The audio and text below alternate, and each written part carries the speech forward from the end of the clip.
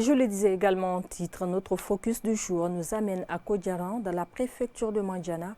Les femmes de cette nouvelle commune rurale pratiquent une activité d'extraction d'or appelée en langue du terroir Yirini, en plein cœur du village pour subvenir à leurs besoins quotidiens. Ce travail, avec ses nombreuses conséquences environnementales et physiques, embarque également les mineurs à la recherche du gain quotidien. Notre correspondant Souleymane Katou Kamara, basé dans la préfecture, est allé à leur rencontre à suivre son compte rendu. La sous-préfecture de Kodjaran est une localité à vocation agro-pastorale située à environ 25 km de Mandiana, son chef-lieu. Avec une population estimée à 45 000 habitants, l'activité principale des habitants de cette nouvelle commune rurale repose sur l'exploitation artisanale de l'or. En plein cœur du village, on aperçoit ça et là des femmes en train de laver les minerais à travers un système appelé en langue du terroir, Yirini, pour assurer leur autonomisation. À côté, les enfants jouent au billes, tout en observant leur mère dans cette tâche devenue quotidienne pour elles. Nous partons dans les champs de mines artisanales pour prendre les minéraux, les embarquer dans un tricycle et envoyer à la maison. Arrivés ici, nous mettons dans une machine qui les broie. Ensuite, nous lavons pour extraire l'or. Ce que nous gagnons, c'est à travers ça que nous prenons soin de nos familles. Dans cette péripétie agaçante, les mineurs ne sont pas épargnés. Mawa Kounati a 15 ans.